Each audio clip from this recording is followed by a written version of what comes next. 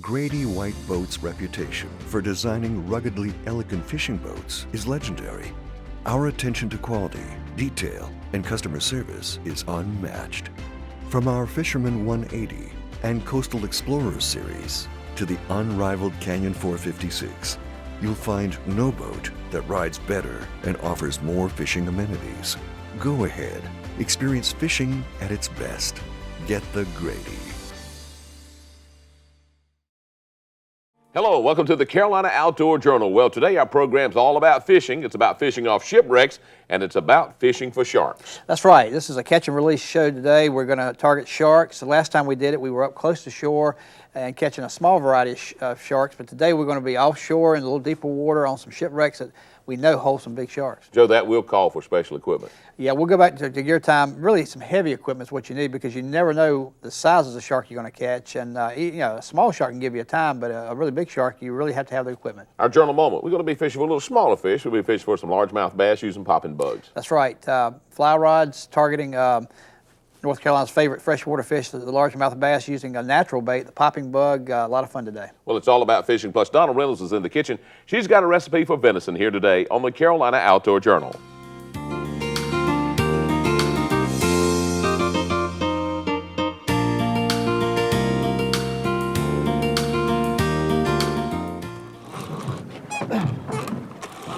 He just kind of laid there with it, didn't he?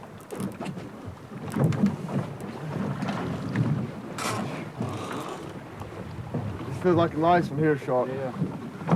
He's swallowing that bait. We had him on all the time, didn't even know it. Oh, really? Yeah. He's just sitting there munching out, feeding in that chum slick we put out. Yeah. He's just sitting there sucking down everything we put in the water. I bet this one's bigger than that one over there. I'll tell you what, I agree with that. You know, I caught a tiger shark that had eaten another shark one time. Really? Yeah. And I mounted both sets of jaws. This fish here ain't playing. Nah, this is a big shark here. This is a nice fish, I'll tell you what. Take the drag out.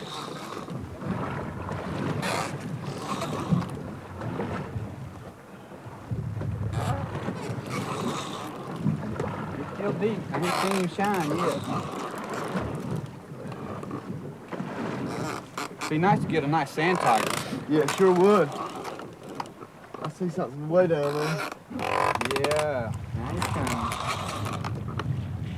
Looks like something else beside him, doesn't it? Yeah, got another one behind him. Is that what it is? Yeah.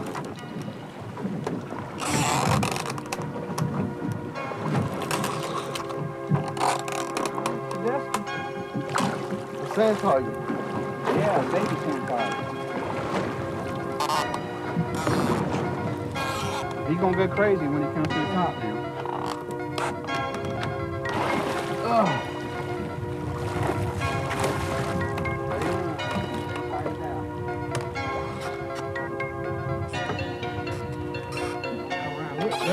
Look at all the sharks under the boat. There she is. Pretty sand tiger. Sand tiger. Let's come around a little bit.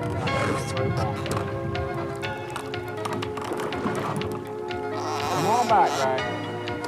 There she is. See, sand tigers like to lay on the bottom, and they'll just munch out and follow the bait. You sure she's ready?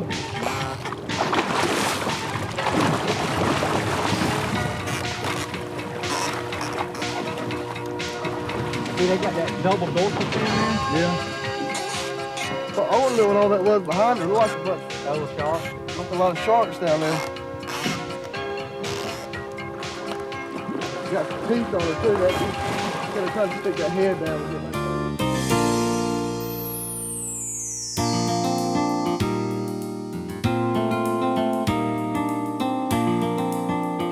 I'm gonna have to cut that line in half and splice the loop in it. Tie a line, tie the loop in it.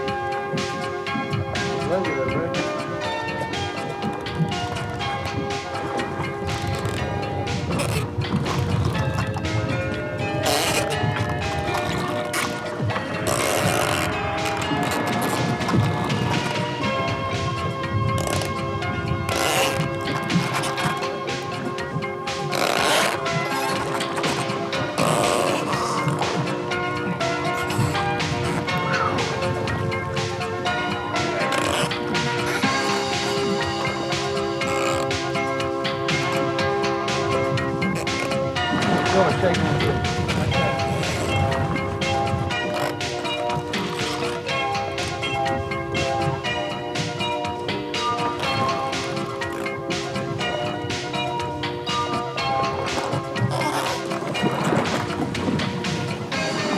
Short, man.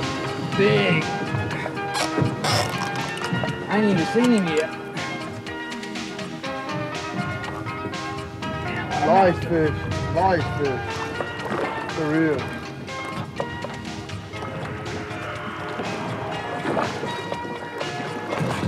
Oh, I think you got me deep, like 100 pounds or so at least.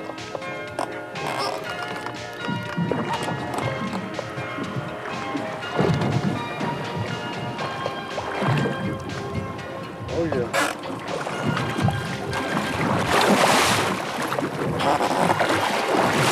Nice fish.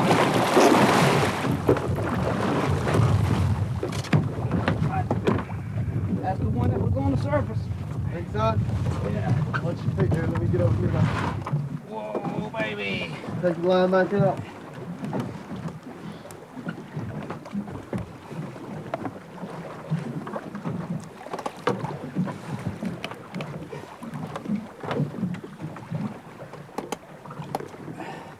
Go ahead.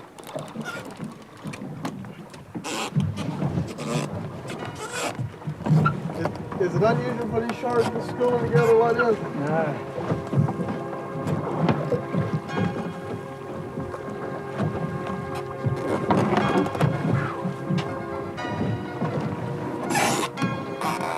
It's rope around. Just get it around the line and then Yeah.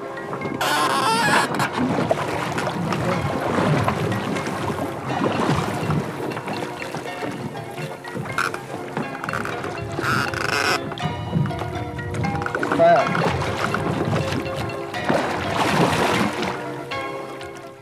What a day of fishing. But anytime you get a shark on, you've got your hands full. In any size, really. And shipwrecks hold a lot of sharks, a lot of variety of sharks because of the bait that call shipwreck home. And because we have so many shipwrecks on North Carolina's coast, we've got a lot of sharks out there, and it is a catch and release fish. There's some sharks that will make it on the table. Makos or come to mind as a real good table fare, but really a catch and release fishery. But we've got them on the coast. You're talking about catching the sharks. That calls for special equipment. Let's go to gear time.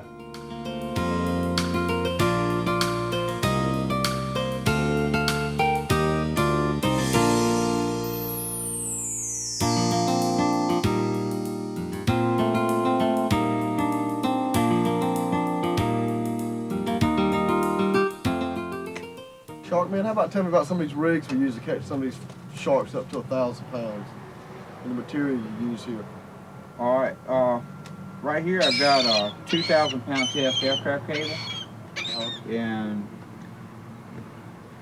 it's 9-foot leaders, and I usually try to use the same length leader as the shark I'm fishing for, and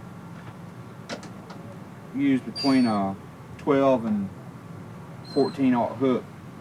What I'm doing here is put the hook in. I've braided a loop right on into the eye of the hook.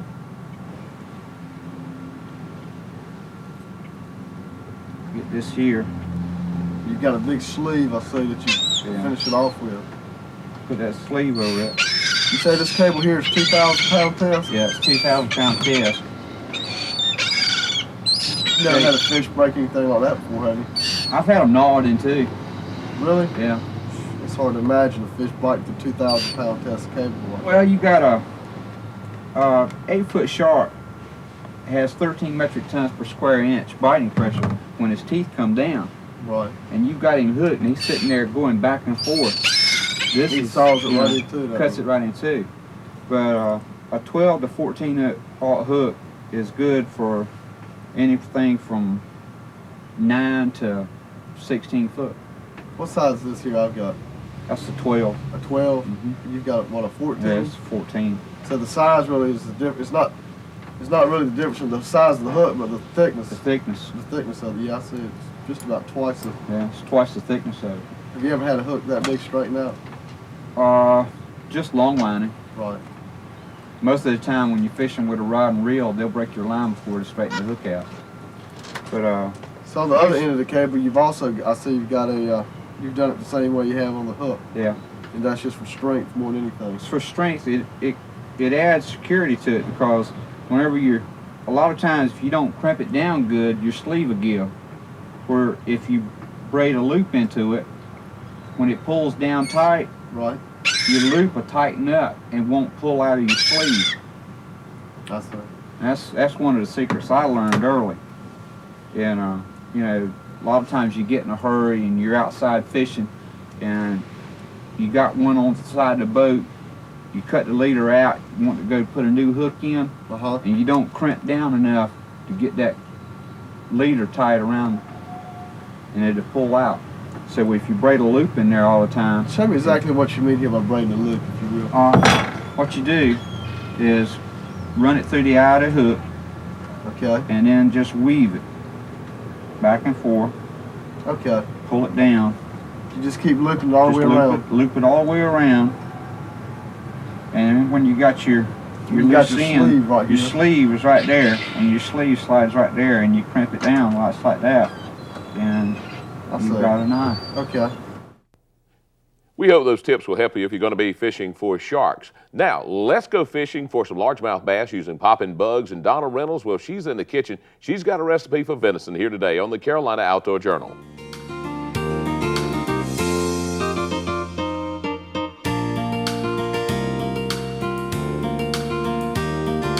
Fish can back up in and get all the shade they want. You know, there's some structure under there too, some type of old logs. I don't know what it was used for, logging or what. An old barge or something. We're sitting up here. There you go. Finally. He's not big, but he's a little better. Big enough. A little better. See if there's a brother down there right on the same spot. We talked enough about him, didn't we? Sure did. You just got through bad-mouthing him. That's why he hit. Look at that little fella fight. You must have him foul hooked, Dave. I don't know, but for a little fish, he certainly is fighting. He sure is. He fought for a long time. He's tired now, though. He's a pretty little fish. Mm-hmm. That's a little better than we were catching. Yeah, that's okay. I like that. That was pretty. Yes, that is a really pretty fish. Got a bunch of color this morning. Well, let's let you go back, fella. I'd say. All right, way to go. Ooh, there he is, swirl right under it. I see it. Man, that's a good swirl. He really was. What in the world when he hit it? Size to that time? Ah, he's not big, no, but he's not, I think he's better than 8 inches. Another puller, huh? Yeah, he's pulling. Hey, for small fish, I cannot believe the way these fish pull. He's a little chunk, but he's not, he hit it good. He actually hit it better than he is. I really thought he was bigger than that. He's not too bad, though. He's big enough.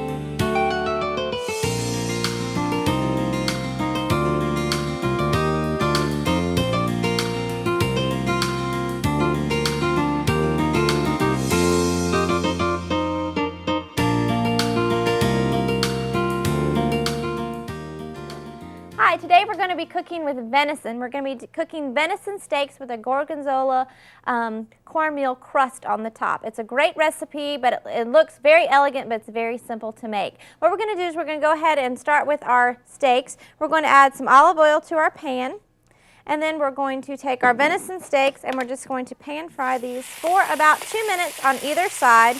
You just want to get a nice crisp coating on the outside.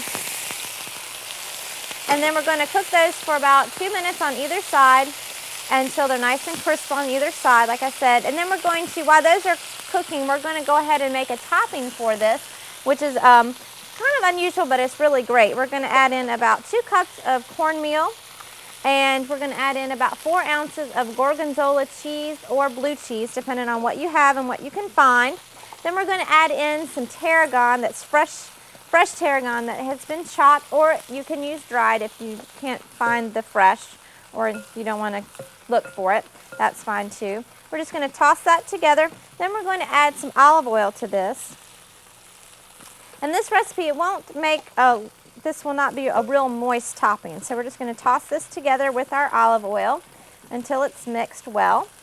And then once our steaks have been cooked on either side, we're going to go ahead and turn these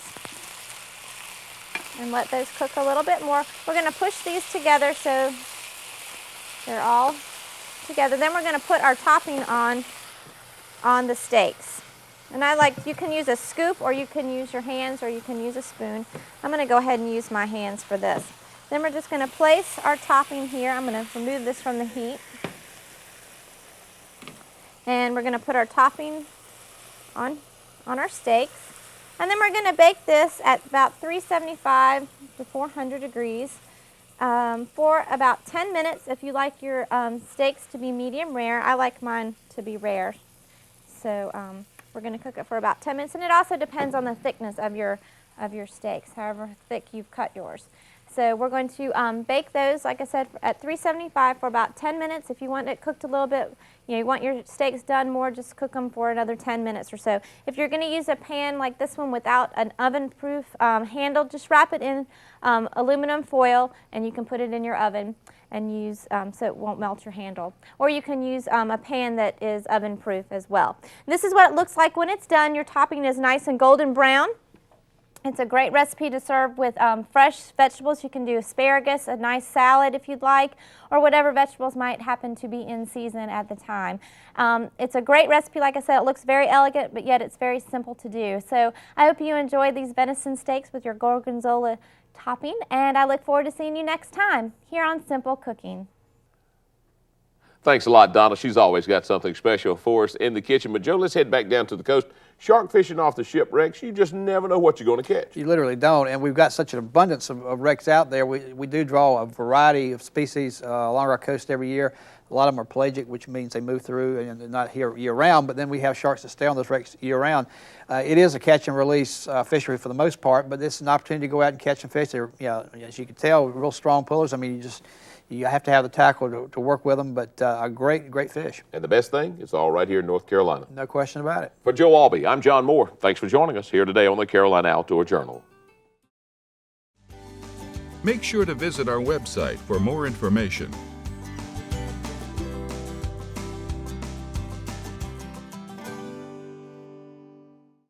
Grady White boats are known for uncompromising quality through exceptional attention to detail.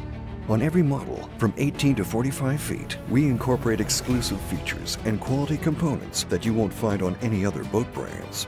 Our exclusive CV2 hull design is ranked highest in every third-party survey done in the marine industry. So every day on the water will be a great day, no matter the conditions. Ask any Grady White owner and they'll tell you, get the Grady.